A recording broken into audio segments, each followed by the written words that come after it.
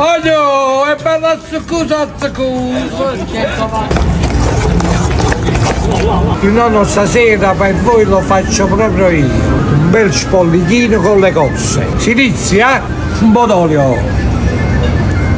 Dopo soffritto che facciamo? Mettiamo un po' di pomodorini, mettiamo giù il sedano.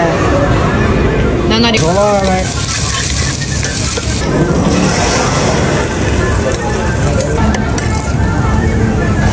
Aggiungiamo un po' di sugo delle cozze.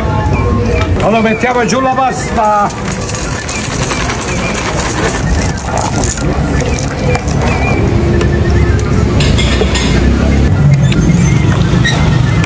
Adesso mettiamo giù le cozze.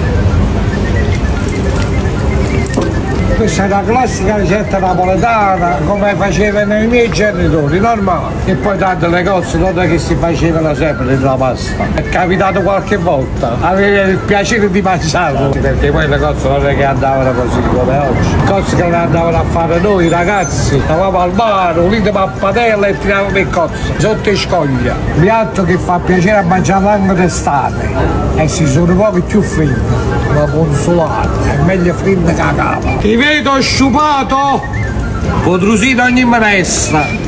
Questi signori qua, accomodatevi, vi faccio fare un assaggio, ecco qua. Sono spollichini con cozze signora, venga. Fagioli, spollichini freschi.